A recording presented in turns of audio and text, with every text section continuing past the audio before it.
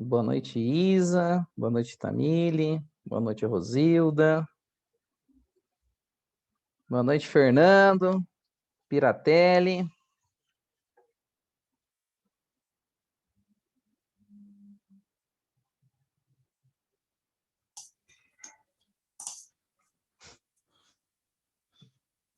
E aí, pessoal, beleza? Tudo certo com todos e todas? Tudo bem? Boa tarde.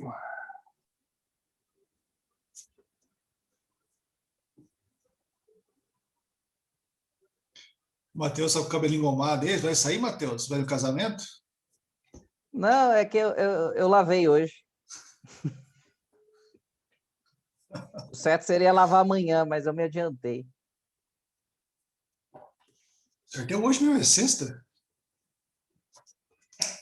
Não sai de Pandemia. casa, não. Eu não saio de casa, não, bicho. Eu Não. tomo cerveja em casa, eu faço tudo em casa, rapaz. Tá doido? Mas mesmo na pandemia, tudo assim, você tem que tomar banho, cara. Escovar os dentes, tomar banho faz parte, né? Não, Porque banho você tá é em só casa que você. banho é só os sábados.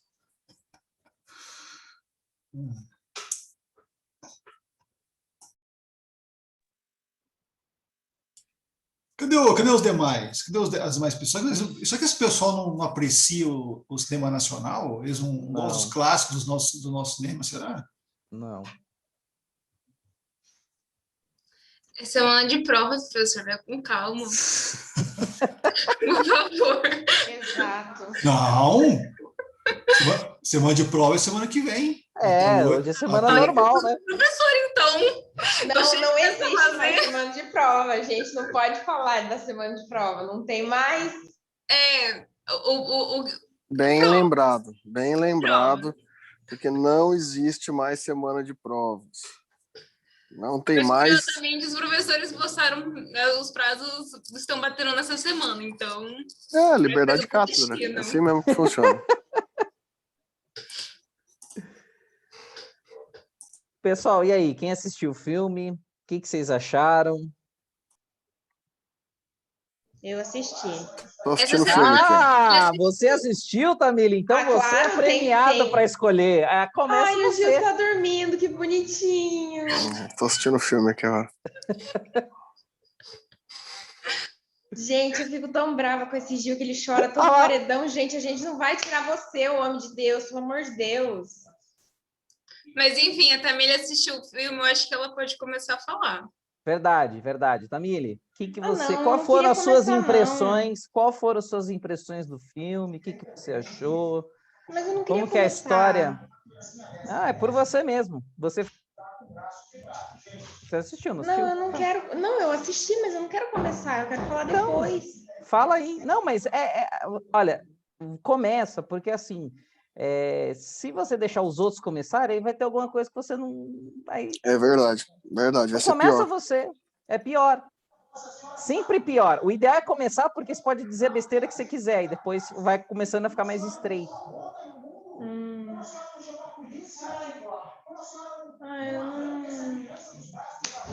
não sei o que falar. Eu tenho vergonha de começar. O que você lembra do filme? Fala uma cena aí que você lembra do filme e fala sobre ela.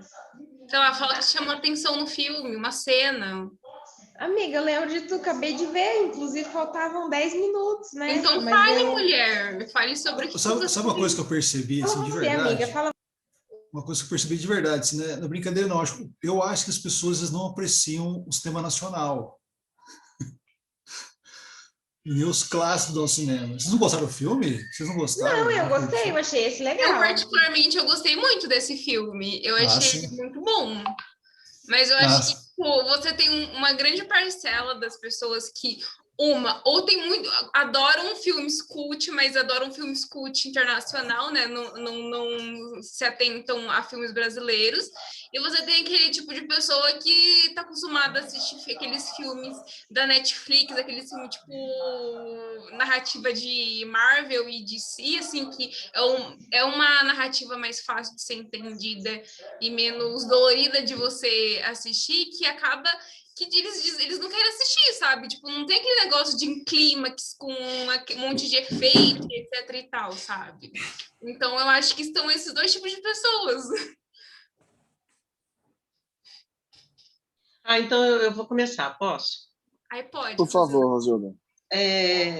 Enquanto eu estou filmando o pôr do sol aqui para ficar mais agradável. Ah, que lindo. Eu vou falar duas coisas assim, que eu comecei a fazer várias anotações, mas depois eu resolvi falar sobre essas duas, para começar, né? Uma está mais para o final do filme, que é quando aquela condessa vai visitar os mendigos naquele albergue e tal. E assim, para mim, a analogia que eu faço ali é o português chegando, né, para colonizar o Brasil, porque a fala dela é uma fala de uma sociedade que é desajustada, de problemas. Claro que ela está falando dos mendigos, né, que eles não são adaptados, que tem problemas com família, mas me passou assim, o português chegando aqui falando para o índio, vocês estão todos errados, porque a cultura que a gente traz, ela que é legal, ela que é boa, tal. E aí, depois, o discurso... Rosilda, você sabe que eu percebi só dessa vez que eu assisti, eu não tinha reparado que ela tinha sotaque português. Nenhuma vez que eu assisti esse filme, eu tinha reparado naquele sotaque. Eu reparei dessa vez, não cheguei a fazer essa analogia, mas faz todo sentido. Só dessa vez que eu percebi o sotaque dela. E também aquelas questão de ser condessa, né?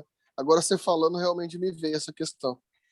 E aí depois o patrão, né, que é assassinado, representando o imperialismo americano, né, tal, com vamos crescer, depois dividir, isso é claro que nunca vai acontecer, e assim, foi coisas que me chamaram muita atenção. E aí, assim, para mim, eu gostei muito do filme, né, eu sou daquelas que gostam de assistir filme brasileiro, viu, Marcela? Apesar de faz tempo que eu não assisto muitos filmes, no geral. Mas assim, uma coisa que me marcou para mim, esse filme, eu acho que ele fala de resistência, né? Principalmente do Deraldo, né? Então, assim, é resistência em relação à identidade dele, de garantir um lugar enquanto sujeito, de ser pessoa, e não só olhar para o Paraíba, né? Do cara que fica conceituado em cima de uma característica dele, né, que é o preconceito dele ser um nordestino e o Paraíba. Interessante também que ele se destaca porque ele lê e ele escreve, e como isso é perigoso, né? Como isso é perigoso para a sociedade. A outra coisa é a resistência em relação à dignidade dele, né? De não ser barata, de não ser objeto, de não ser coisa, de não virar suco. E em relação a resistir enquanto humanidade, né? De não se tornar gado, de não se tornar igual, de ser alguém que apesar da brutalidade dele também em alguns momentos, mas que sente que realmente se destaca, né? Então, para mim, assim, é um filme que fala de resistência. E uma coisa que eu achei interessante, quer dizer, é que, na verdade, ele foge à norma, né? Então, quem é o nordestino? Na música fala, é aquele que é exportado do Nordeste, né, para construir São Paulo. E assim, eu acho que o personagem principal ele tenta fugir de todos esses preconceitos. Do nordestino que é vagabundo, que lá no Nordeste ele não trabalha, que ele só vai trabalhar se ele estiver na construção civil, na indústria, em São Paulo, só que não lhe dão condições de viver, né? São aqueles que vão acabar morando nas periferias de São Paulo, nos cortiços, e pedindo esmola na rua e tal. Mas eu acho que é isso que me marcou, assim. É um filme que fala de resistência, é um filme que traz, né, desde os seus primórdios, da chegada dos portugueses ao Brasil, quem somos nós enquanto povo brasileiro, e eu acho que é isso que marcou para mim, né? É isso.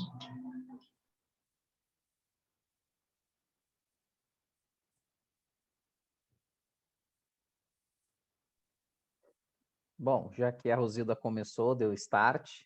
Tamile, a bola foi levantada. Segue aí.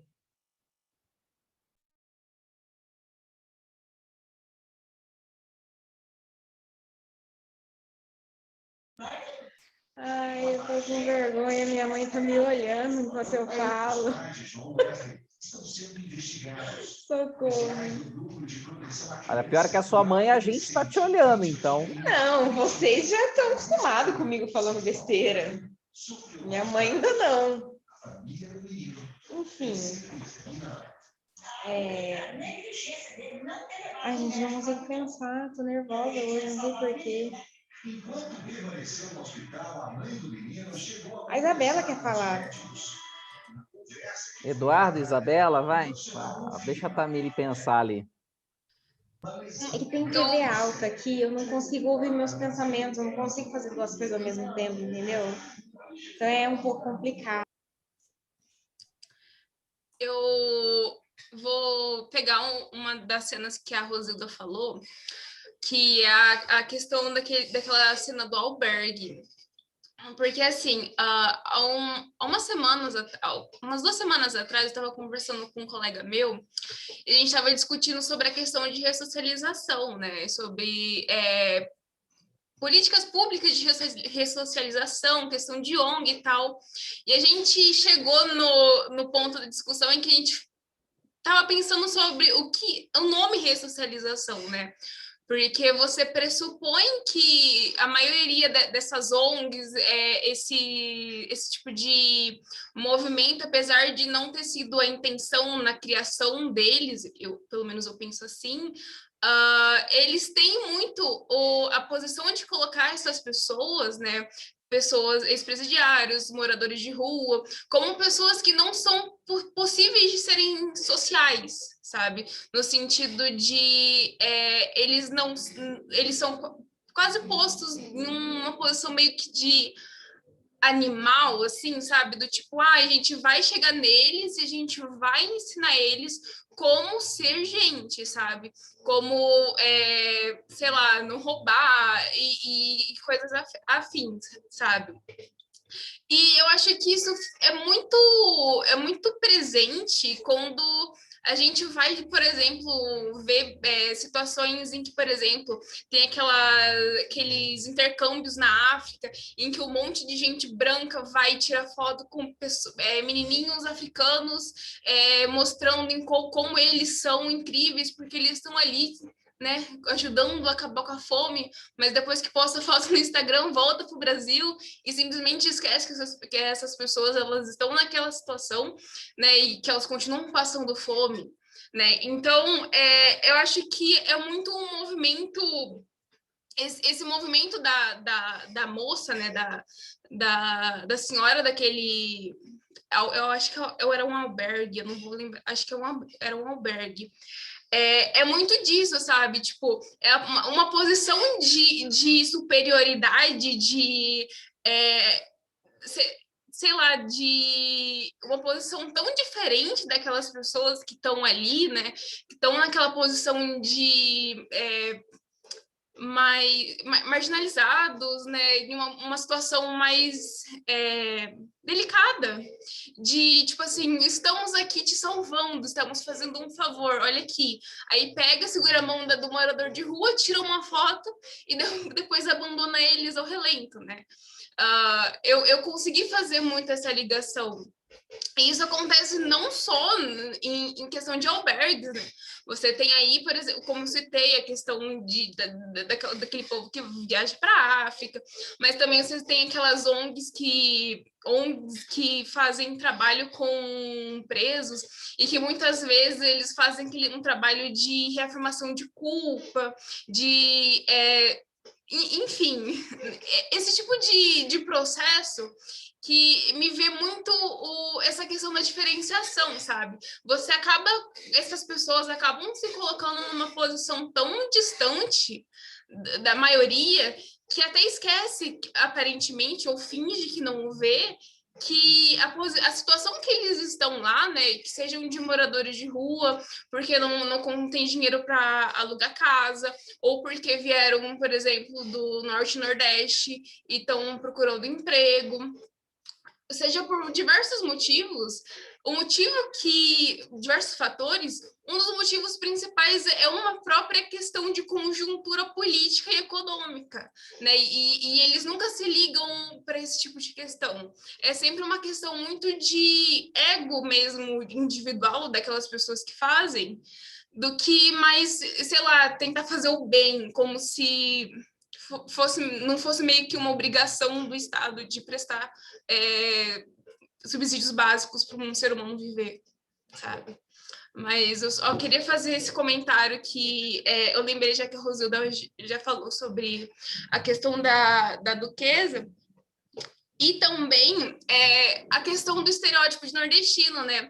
Eu acho que é uma das coisas mais presentes no filme, e que eu acho que talvez chame mais atenção, é que ao contrário do que, por exemplo, muitas novelas, muitas séries, principalmente assim, né, nos últimos anos, quando vão retratar o Nordeste, eles fazem um retrato muito caricato dessas pessoas, né? Então, é um sotaque muito forte, eles falam errado, né? É aquele tipo de caracterização que é aquele cara que anda na rua com sei lá, um cavalo e calça furada, sabe?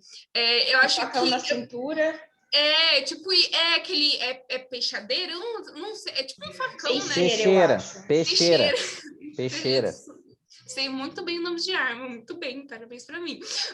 Mas eu acho que o que mais chama a atenção nesse filme é que ele não só foge desses estereótipos, quanto a história inteira gira em torno dele, rejeitando esses estereótipos e tentando ir contra, sabe? No sentido de, ele sabe ler, ele sabe escrever, ele é letrado, ele não aceita, por exemplo, que nem aquela cena em que ele tá comendo e aparece uma barata no prato e ele fica muito bravo e ele joga o prato fora.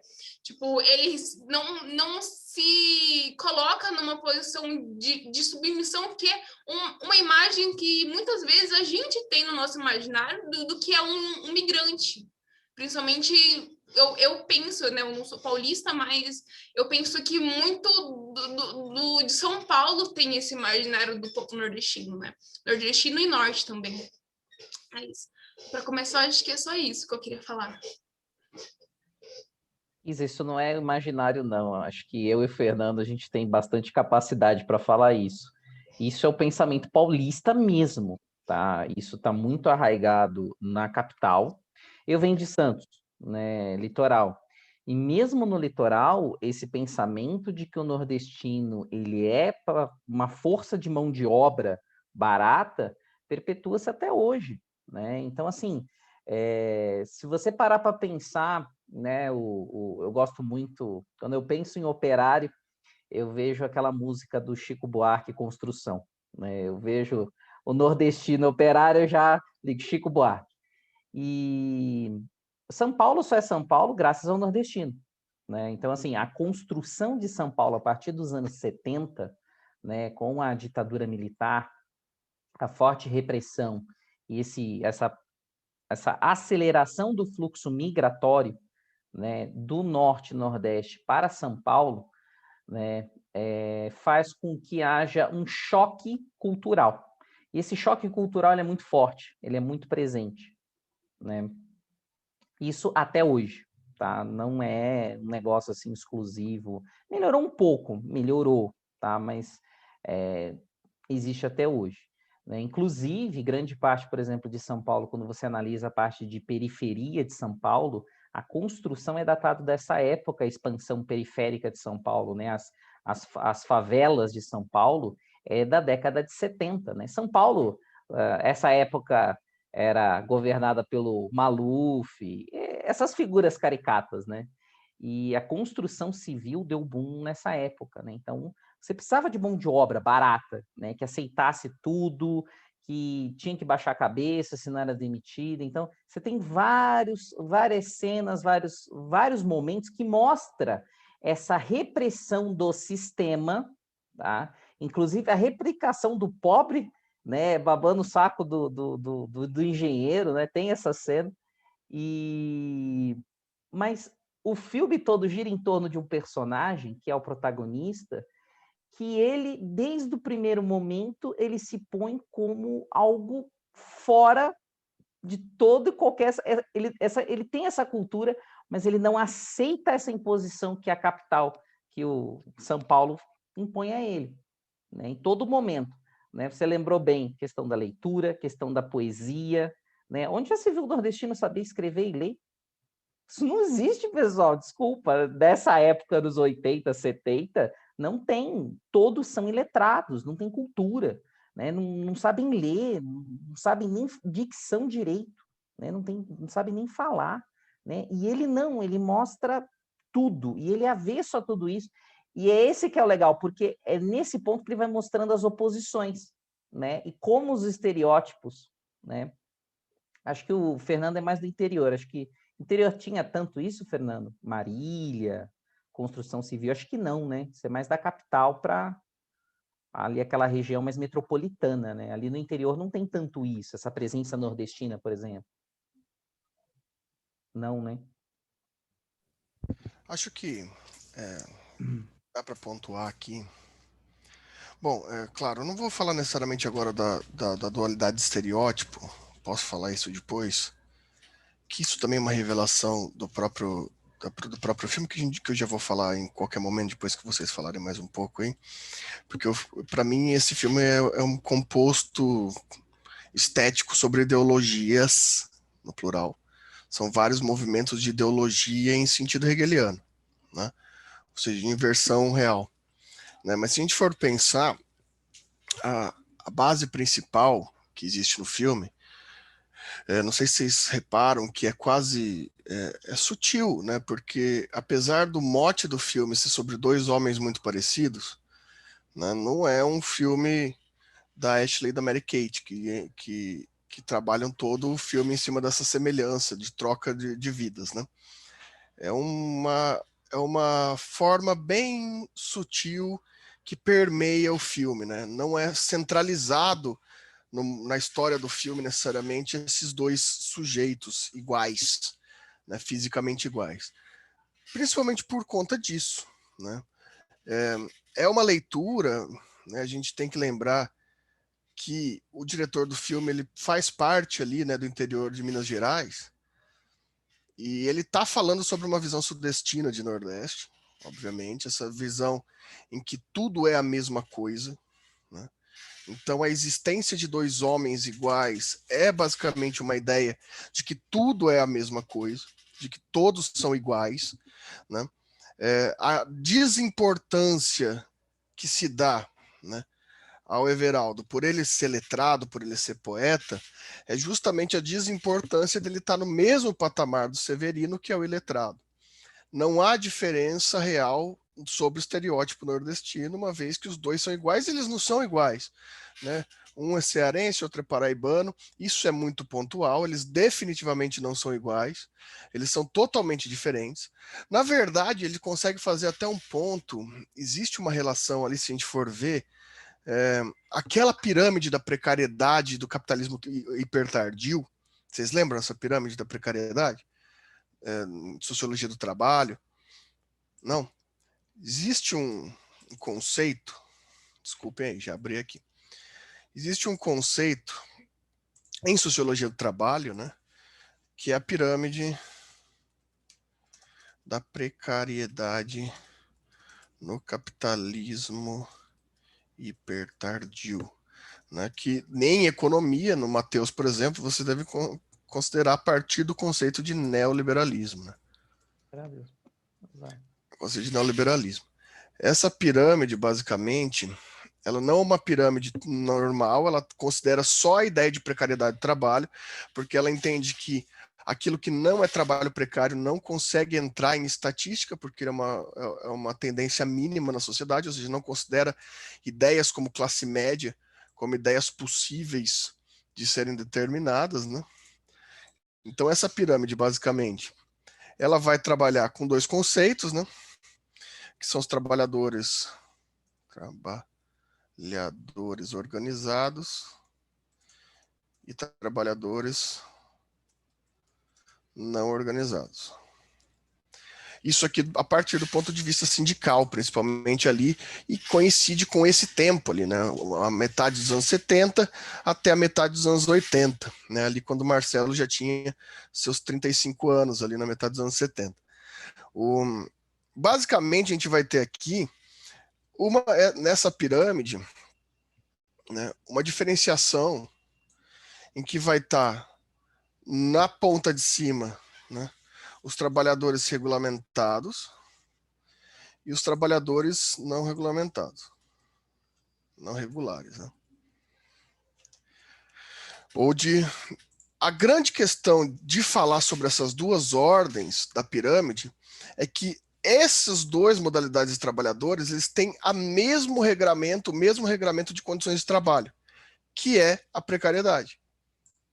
Ou seja, a diferença é que há, em um modo, a estrutura organizada regulamentada, que é o homem documentado, vamos colocar assim, é o homem documentado, e na não regulamentada, o homem não documentado, né?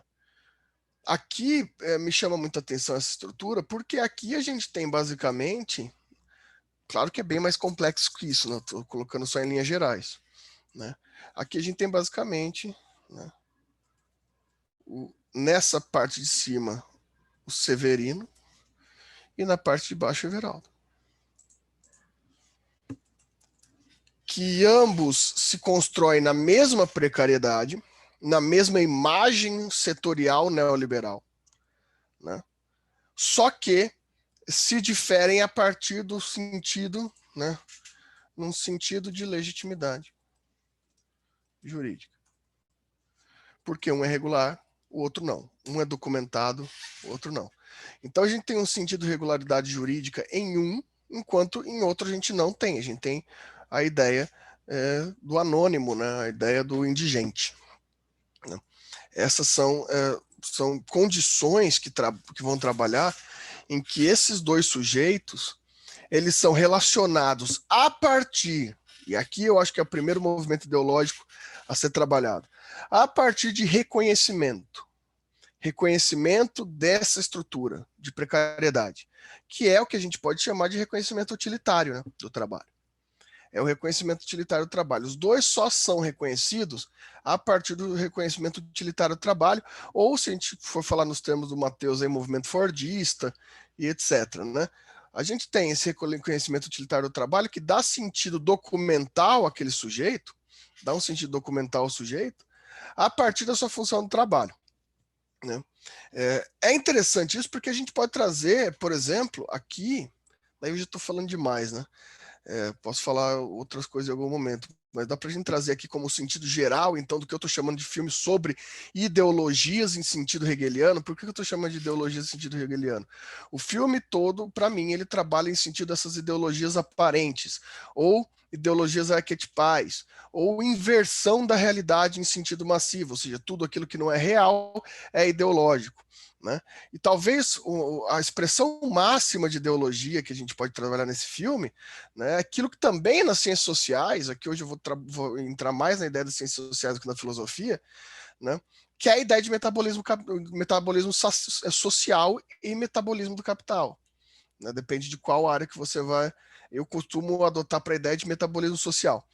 Se vocês se lembram disso, já viram isso em algum lugar, o metabolismo social é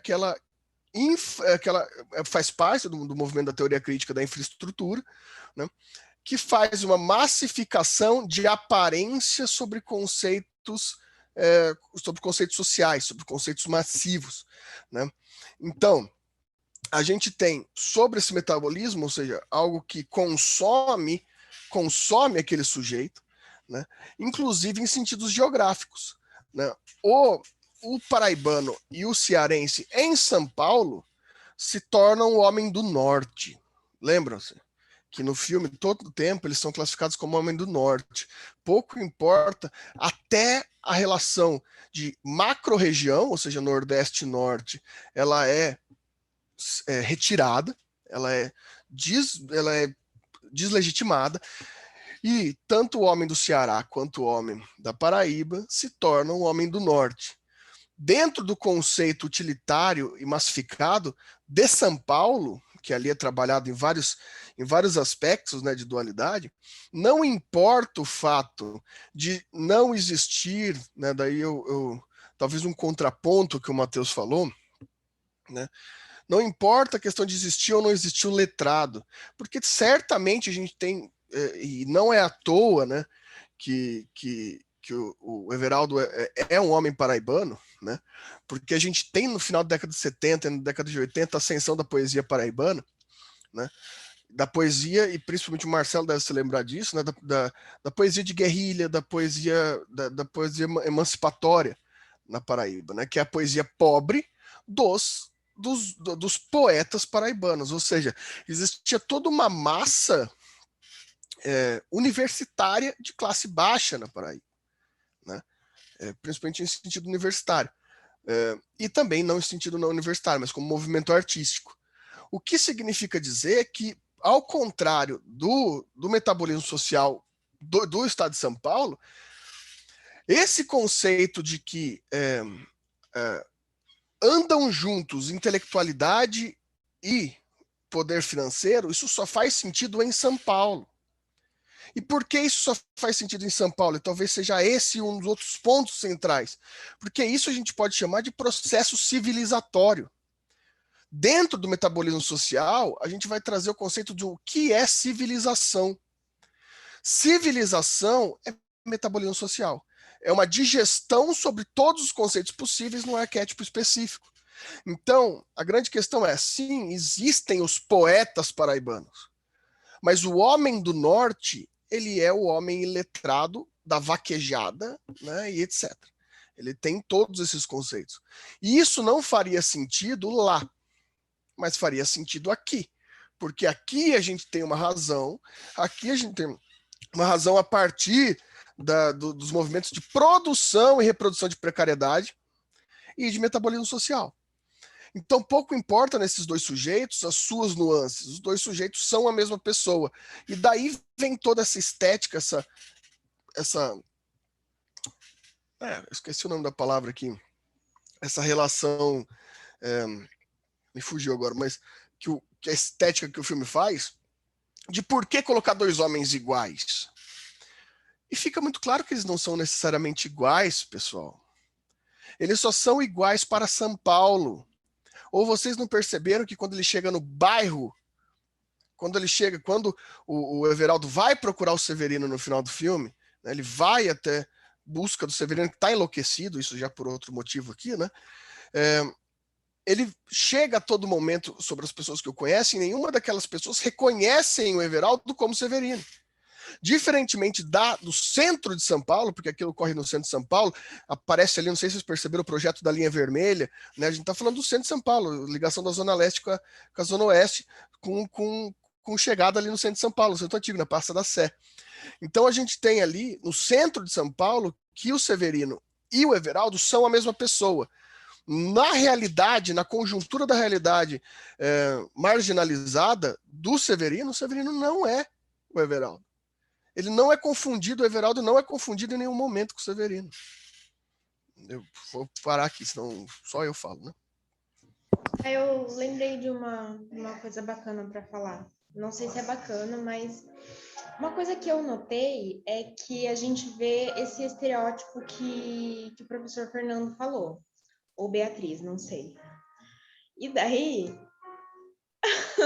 você tá no Zoom da Beatriz, professor.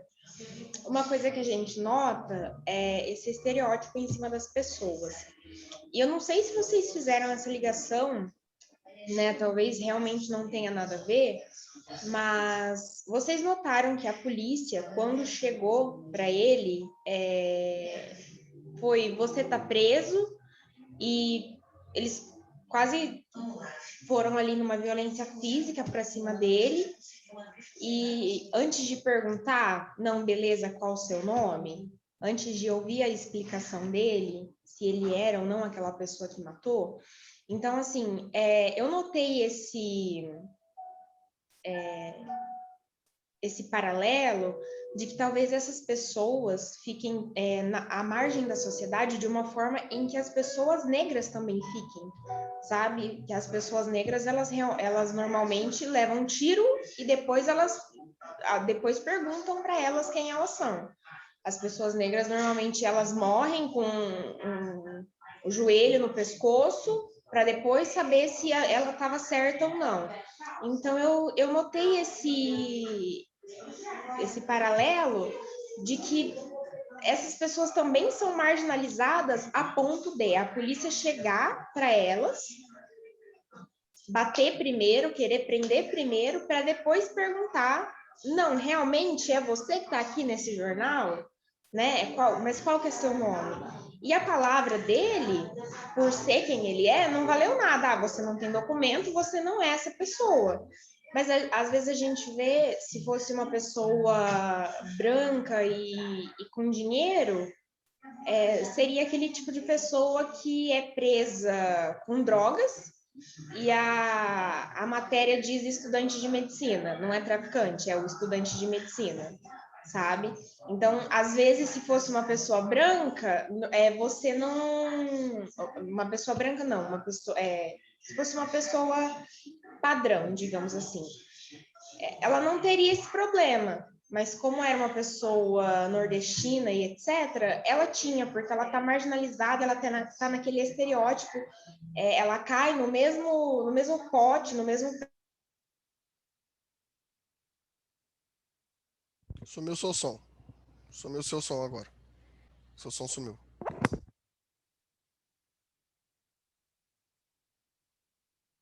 Nossa, Tamília, você só não queria falar mais, né? Daí você tirou o microfone da Eu não tomada. sei. O que eu Agora voltou. Voltou. Ah, é a minha internet. Foi a minha internet. Ai, eu tava tão empolgada. Mas deixa eu tentar lembrar o que eu tava falando. Eu pensei num negócio de documento. Não sei se vocês veem algumas séries e etc. E até realmente na nossa vida real, quando as pessoas... Esse negócio do documento realmente mexeu um pouco comigo, assim. Quando as pessoas negras, né, crianças e etc., os pais vão ensinar, tipo, sempre fique com o seu... Sempre mantenha o seu RG, o seu CPF, alguma coisa assim com você, porque você não pode ser pego sem um documento, né? Enquanto pessoas brancas, em sua maioria, sendo aquele padrão aceito pela sociedade, etc., ela pode fazer o que for, né? Ela pode ter, sei lá, 16 anos e tá dirigindo a caminhonete do pai na avenida que não vai acontecer nada. Isso é uma coisa que, tipo, acontece aqui em Jandaia, sabe? Tudo bem que é Jandaia, mas, enfim... Eu não sei, uma parte que eu achei bem interessante foi essa, e outras partes, assim, vocês já comentaram sobre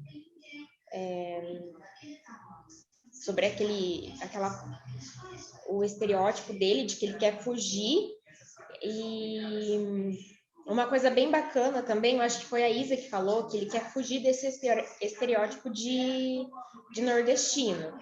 E eu achei bem interessante que aquela hora que ele está dormindo, eu acho que ele está sonhando, né? Que ele está todo vestido daquela forma, com o chapéu e etc. E ele está se debatendo ali na cama, ele está tendo um pesadelo com aquilo, então ele realmente quer fugir daquilo que a sociedade impõe a ele, né? Mas acho que era isso. Não sei se eu tenho mais alguma coisa para falar.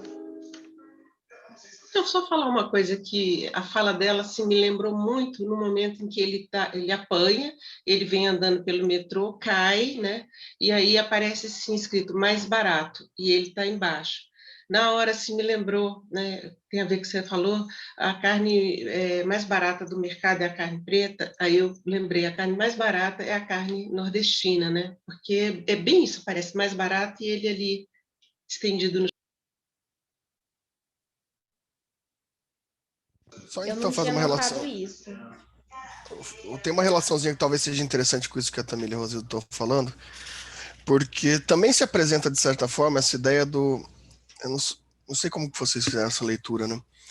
Quando o Everaldo está trabalhando de doméstico, né? Ele está em serviço doméstico naquela casa, tem uma figura muito curiosa que aparece, né? Que é a figura do coronel. Que o coronel é paraibano, né? O coronel paraibano.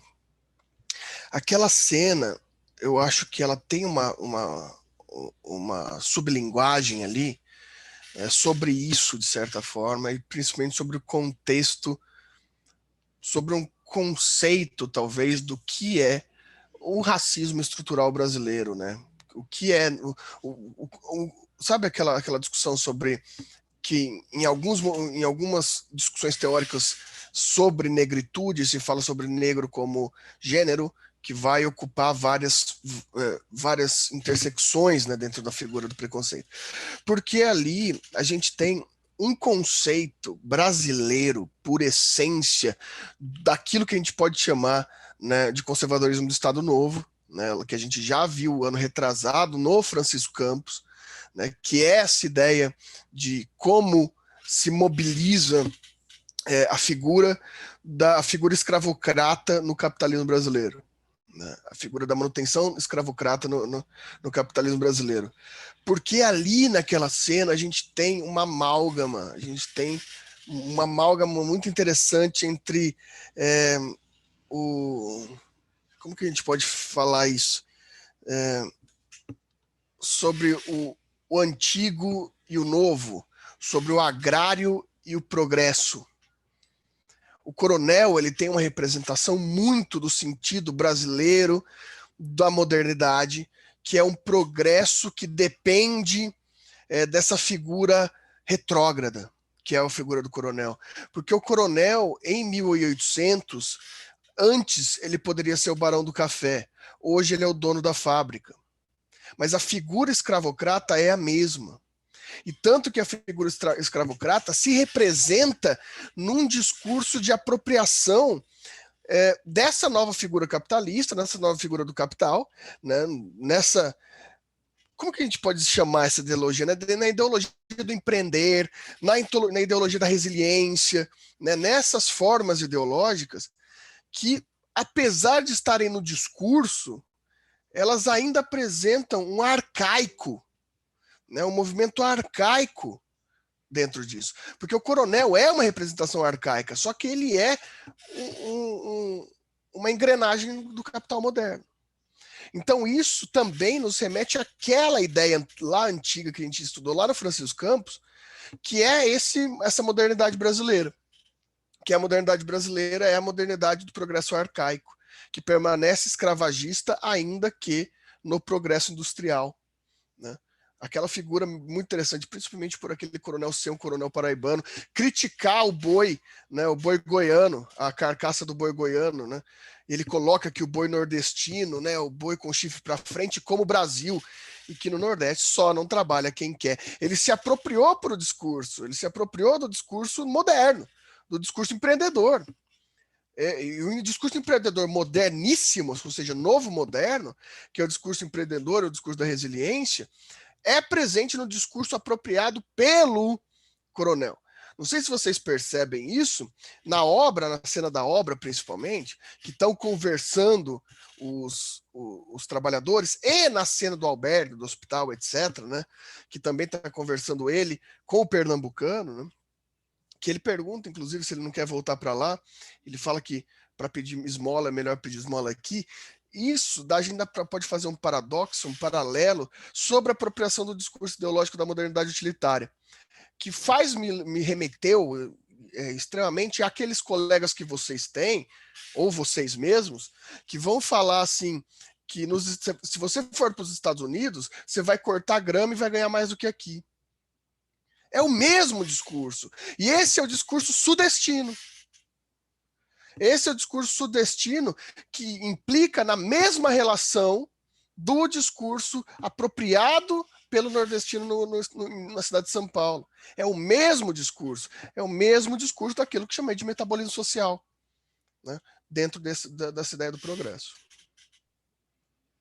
Hein, Fernando, essa cena do coronel falando com aquela senhora dona da casa fez lembrar a dualidade do Gilberto Freire com Casagrande e Senzala, né, representado pela figura do coronel, e Sobrados e Mucambos, que é também do Gilberto Freire, mas mostrando essa passagem da sociedade escravagista rural para a grande cidade, né? E também tem aquela questão do som ao redor, me fez lembrar também, porque faz muito paralelo a isso. O cara tem nessa situação de essa mentalidade escravocrata, essa mentalidade, como que ela fui transportada. Esse filme mostra perfeitamente como São Paulo reproduz a mesma coisa que aconteceu no Brasil colônia, que aconteceu no Brasil imperial e que ainda permanece na vida das pessoas, né? Eu lembro da cena do prédio. Não adianta fazer apartamento para pobre. O ideal é fazer apartamento de luxo. Nossa, o apartamento é perfeito. 4 quartos, 2 banheiros, não sei o quê. E tem até o cantinho da empregada, né? Tipicamente o quê? É para ter essa mão de obra, ou seja, a escravidão, ela só se transformou, né? Ela só teve um processo de metamorfose para a capital, mas que continua a mesma coisa, né?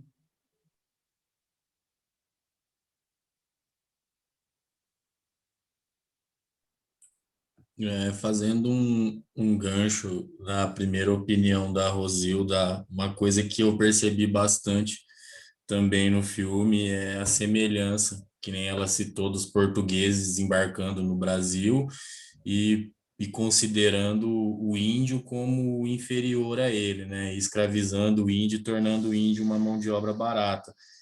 E foi isso que eu percebi também bastante no filme, o jeito que os paulistas tratam os nordestinos como sub-humanos, né? Como inferiores a eles. E outra coisa que me chamou bastante atenção também é como que uma pessoa informada pode ser tão inconformada com a realidade que ela vive e como alguém pouco informado pode ser conformado com aquilo que vive, porque todos ao redor dele são semelhantes a ele, vieram de regiões ou da mesma ou igual a dele, porém todos aceitam ser tratados de uma forma uma condição sub-humana, enquanto ele, que tem um pouco mais de informação e é letrado, é inconformado com isso. Então, isso foi uma coisa que me chamou bastante atenção. E outra coisa também foi quando ele vai fazer entrevista na construção lá do metrô, e eles colocam aquele filme retratando como se fosse o Lampião, né? Só que alterando o nome e retratando uma realidade como se no Nordeste todos eles vivessem daquela forma, bebendo, sendo o que nem eles falam, o cabra macho e tudo mais, e quando ele vem para São Paulo, tudo aquilo que eles viviam como realidade no Nordeste passa a ser errado, tanto que tem uma parte na propaganda que ele fala, ele ainda acha que ele está no Norte, como se a região que ele vivesse fosse inferior à região de São Paulo. Então, isso foi o que me chamou bastante atenção, esses pontos no filme. Eu queria fazer um comentário que eu estava pensando aqui agora, enquanto vocês estavam falando, que eu acho que, assim como o nordestino, né, a pessoa, o migrante que vem, por exemplo, para regiões do sul e sudeste, assim como a população preta, os indígenas, o povo, os nativos, né, os originários, eles, eu tenho a impressão que é sempre imposta a eles uma certa caixa de personalidade. Caixa de personalidade parece uma coisa que eu falei, mas acho que vocês vão entender o que eu quero falar. Você tem um movimento de estereotipação dessa população, né, a ponto deles mesmos, né, no sentido de eles mesmos se reconhecerem como aquele tipo de estereótipo. E vocês falando dessa memória da escravatura, eu fiz uma leitura muito... porque como o filme ele traz muitos aspectos em contrapontos entre um sulista, né, aquela pessoa branca de classe média alta e aquele imigrante e afins, eu vi quase que um movimento... não sei, eu posso estar exagerando na palavra, mas muito supremacista, sabe? Porque você pensa, por exemplo, no nordestino, né?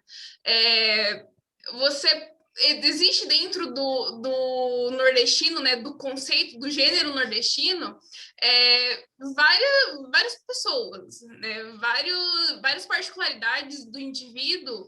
Só que quando você tá lidando com, por exemplo, alguém do sul, sudeste, todas essas particularidades do indivíduo, elas são totalmente ignoradas e eles são colocados dentro dessa caixa de estereótipo. Né? E isso acontece no sul e sudeste, mas também acontece, como o Fernando falou, na relação do próprio Brasil com os Estados Unidos, né? Que você tem esse mesmo movimento de falar assim, não, aqui, né, o país, Estados Unidos, ele é muito melhor que o Nordeste e, sei lá, o Brasil em geral. Porque aqui você não vai passar fome, aqui você vai ter trabalho, mesmo que esse trabalho seja totalmente precarizado e não regulamentado, né? Eu acho que é o mesmo movimento, porque aquela ideia de tudo é melhor do que o que está acontecendo aqui agora, sabe? Então, o Sul e o Sudeste é a meta de qualquer pessoa do Norte, porque lá no Norte tem pobreza, tem seca, etc. e tal, e que muitas vezes ignora até aspectos da própria região, sabe?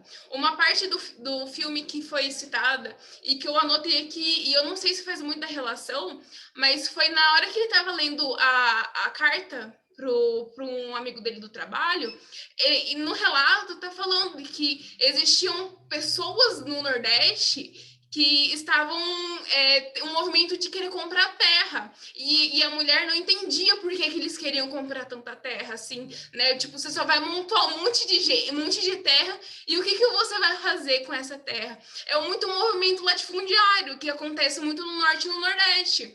Então, você tem aspectos que são totalmente ignorados, e que, para nós, né, e eu coloco nós porque eu também moro no Sul, e que são totalmente ignorados, né? É só do tipo, aqui tem emprego, aqui só trabalha quem quer, e pronto, né? Qualquer lugar é melhor do que o lugar que eles estavam, como se ignorando qualquer aspecto econômico, político e social que acabem sendo enfrentado nessas regiões, né? Mas não sei se faz muito sentido.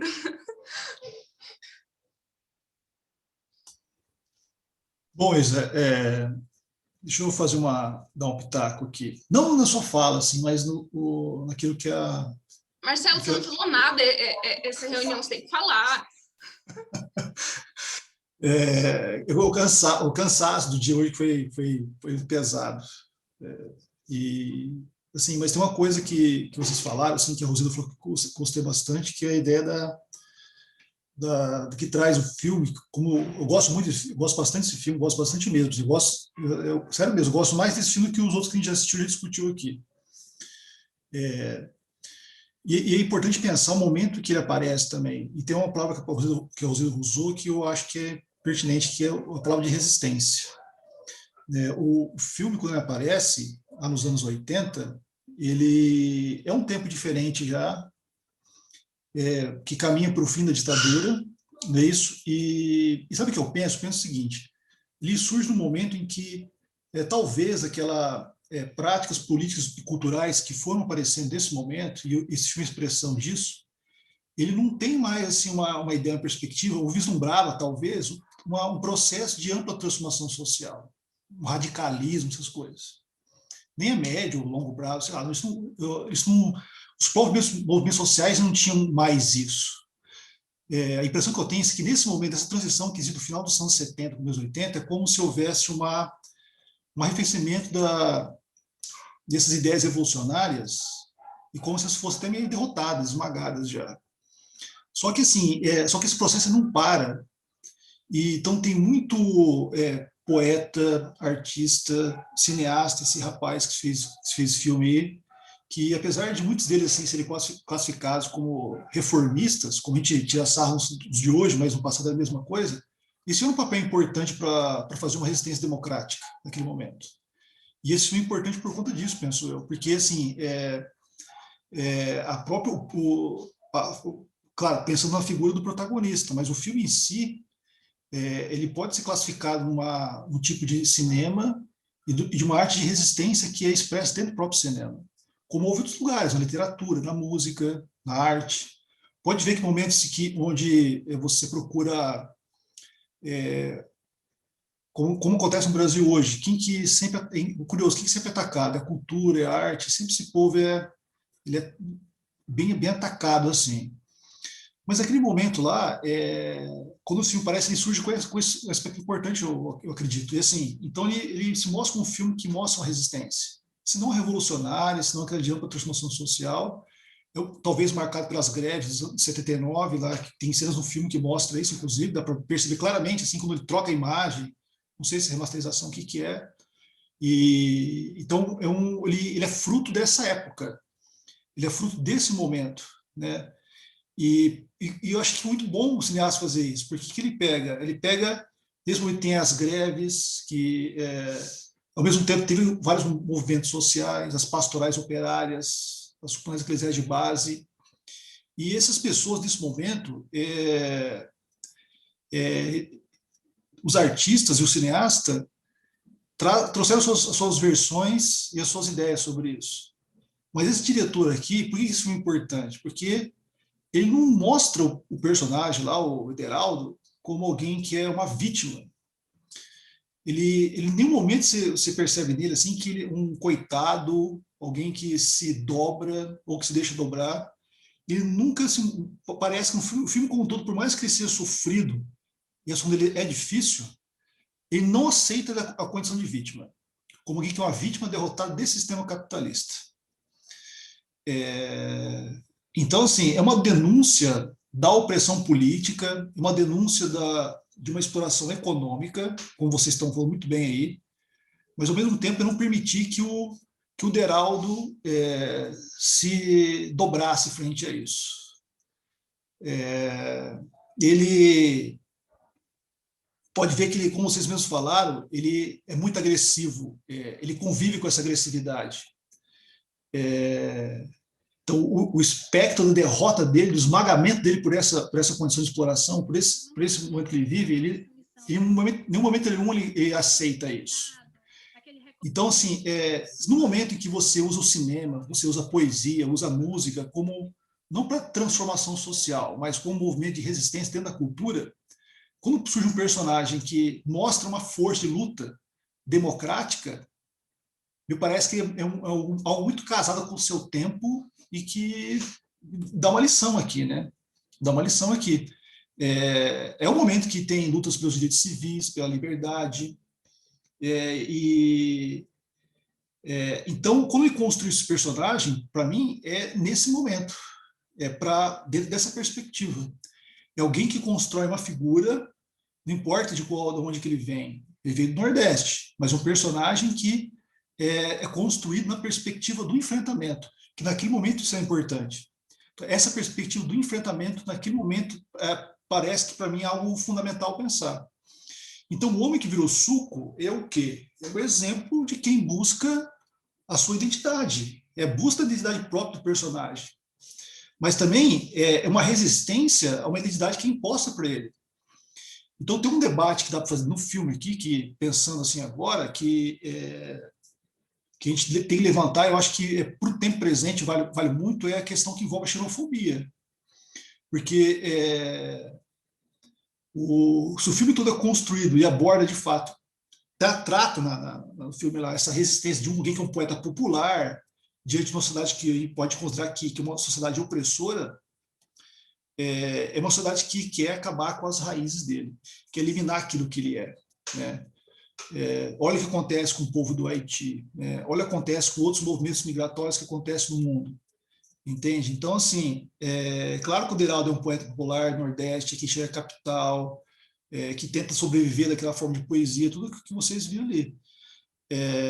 Mas eu penso que essa ideia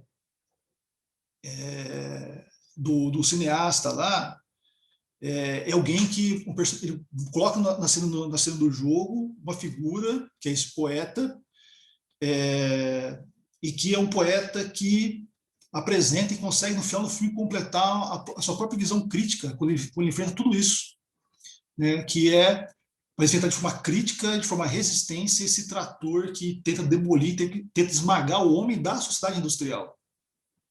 Que nós vimos muito isso no Brasil, continua vendo, inclusive.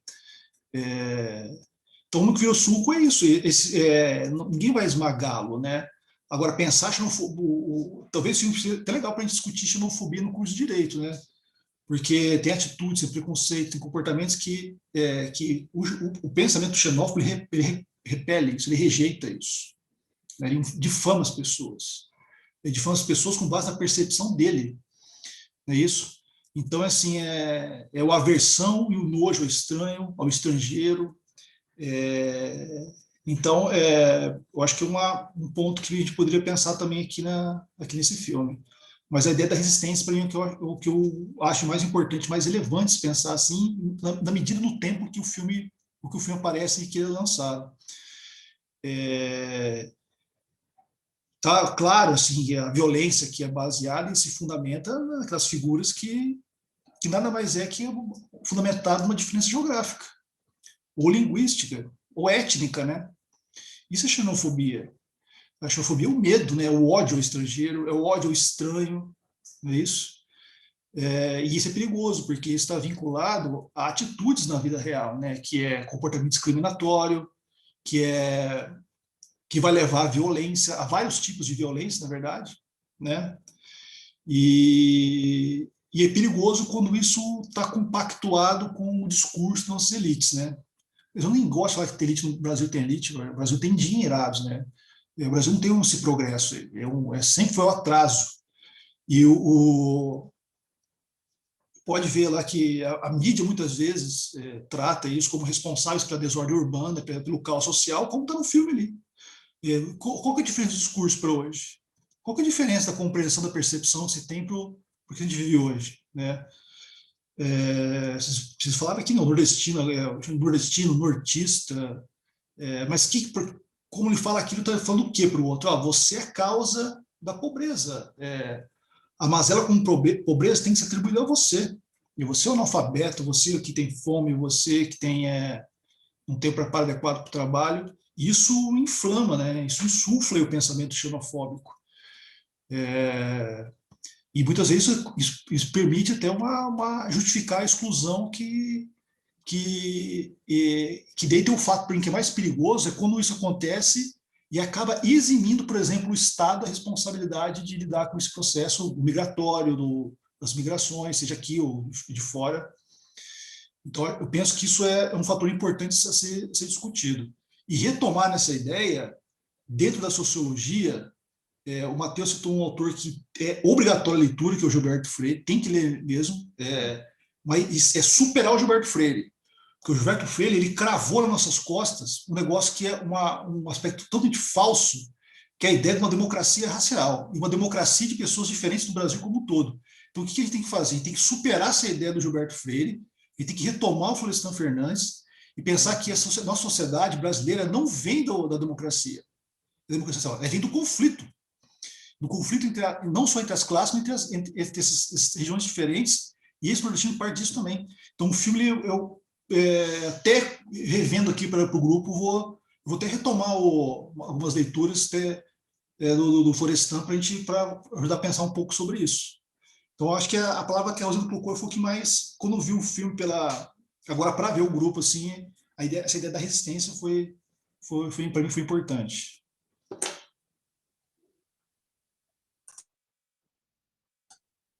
Acho que é isso, mas eu tô cansado. Eu tô cansado. Pega o gancho do Marcelo. Marcelo, a gente só trocou agora. O problema nosso não são os nordestinos mais, né? Agora os problemas são os venezuelanos. O problema agora são os haitianos que vêm aqui para o Brasil, né? A gente teve um caso de xenofobia no Cacique, né? Alguns meses atrás aqui na Colombo. Lembra desse caso, Marcelo? Lembro sim. Com um haitiano? Sim. Não, então. lembro sim. Tem uma coisa importante que você trouxe, Matheus, que a gente discutiu isso quando a gente falou o filme O Som ao Redor, né? Que é como é que a sociedade escravocrata não perdeu o seu atraso, porque o Brasil sempre foi um país atrasado. ele nunca teve um projeto, porque não é crescer. Não adianta crescer, não tem distribuição, não tem emancipação de setores sociais diferentes em lugares diferentes do Brasil, nunca teve isso. Mas o seu redor mostra isso também, porque ele mostra que esse escravocrata e o fazendeiro, ele não está mais na burguesia agrária só ali, né? Ele está num momento importante que é aquela transição que vem para a cidade. Então, ele é o especulador imobiliário, é o cara que compra os prédios, é o cara que compra as casas, é o cara que controla o preço da moradia. Entende? Tudo isso que você falou é importante, porque está expresso nisso aí também. Que já não é também mais isso aí que a gente vive hoje, né? Que hoje é em função, inclusive, do domínio do mercado financeiro, dessa história neoliberal que o Fernando mostrou no gráfico ali, né? Você pode ver, por exemplo, viu duas pessoas aqui com camisas de futebol. O que foi aquela Superliga Europeia que tentaram construir agora, se na expressão clara do novo capitalismo, do domínio que ele tem? Eu tenho times europeus tradicionais, seculares, tem mais de 100 anos cada time, uma tradição antiquíssima do ponto de vista do esporte. O que os seus donos fizeram? Olha, a partir de hoje não tem mais história, não tem mais tradição, não tem mais nada. Nós temos um grupo que manda nos clubes, que está ligado ao mercado financeiro, nós temos um projeto, um estudo que mostra que se a gente matar todos vocês, relegar vocês a nada, o nosso ganho vai ser 10 vezes maior no mercado financeiro. É que teve aquela reviravolta. Marcelo, mas a Liga dos 13, sei lá, aqui no futebol brasileiro, há alguns anos atrás, não era mais ou menos isso? Era, né? Fazer a mesma coisa. O Clube dos 13. Clube dos 13. Eu acho que tinha uma diferença ali. Mas tem um ponto, tem de semelhança sim, porque alguns pequenos foram suprimidos nesse processo nos anos 80. Não tenha dúvida disso, que teve algo muito semelhante. Mas tem alguns pontos de divergência entre eles também, assim. É importante pensar isso, assim.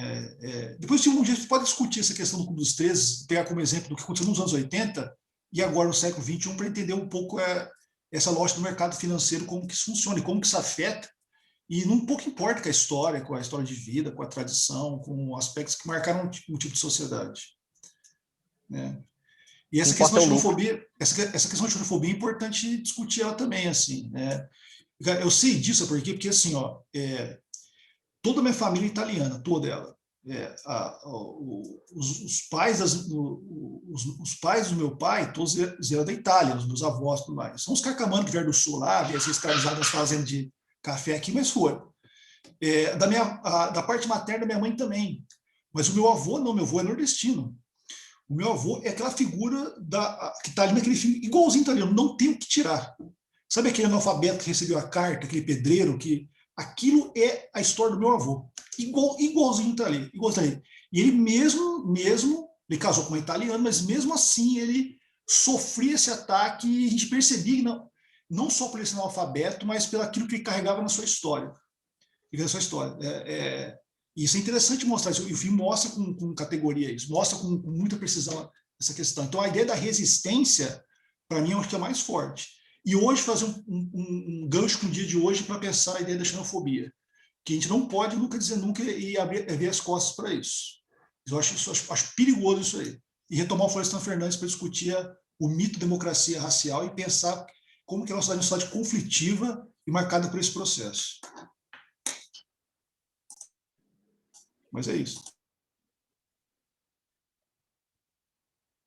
Bom, eu acho que, dado o andar da carruagem aqui, né, já são 7h25, acho que a gente já poderia encaminhar para os finalmente do nosso grupo de hoje.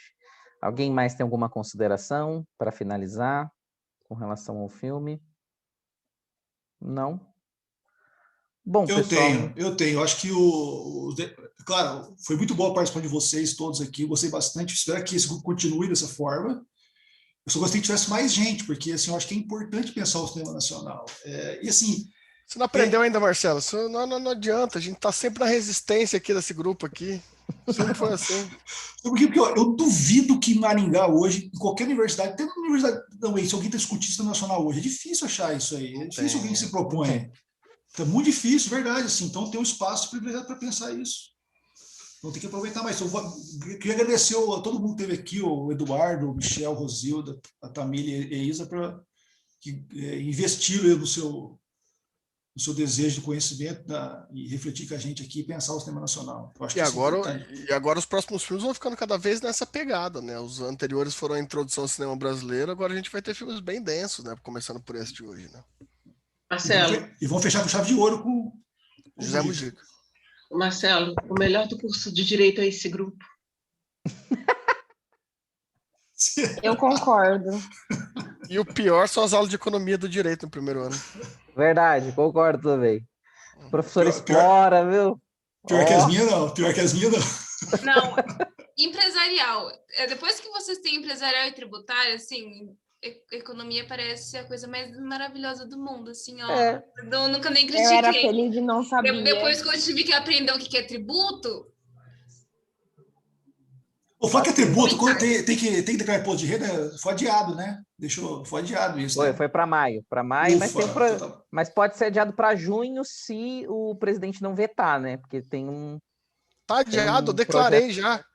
Sério que adiaram? Não. Adiaram. A Vacilão. Receita adiou para maio, Nossa. só que agora tem um projeto já aprovado que adia acho que para junho. Só que está precisando da sanção do presidente. Mas aí Você a viu- Receita. Você viu tá na aí, né? briga lá. Você viu aí que a Isabela aqui nesse grupo é adepta do imposto é roubo, né?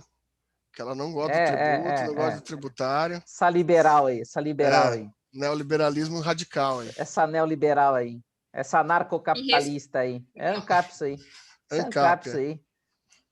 que ofensa. ANCAP já é otaku e é também ANCAP. Não, peraí, não. Não, ó, isso já foi substituído. O meu otaku, lugar já foi assim, ó, substituído pela otaku Sara, e tá? De ANCAP, otaku, vocês me respeitem. Otaku, ANCAP, Meu não lugar, dá. o meu trono já foi substituído. Já tô aqui quintando quase indo embora. A Sara tá aqui pra tomar meu lugar. De otaku, tá? Não do grupo. Vou continuar, tá? Mas, gente, ANCAP não, né? Por favor, me respeita minha história. 5 anos nessa faculdade pra me chamar de ANCAP no 5º ano. Quinto ano é pra isso mesmo. É. Vamos lá, vocês têm aula agora? Tem. Então vamos lá. Eu não Não. tenho, tô tranquilo. Pessoal, obrigadão pela participação de vocês hoje. Valeu, hein? Gostei bastante do grupo hoje. Valeu. Tchau, abraço gente. pra Bom final todos. de semana.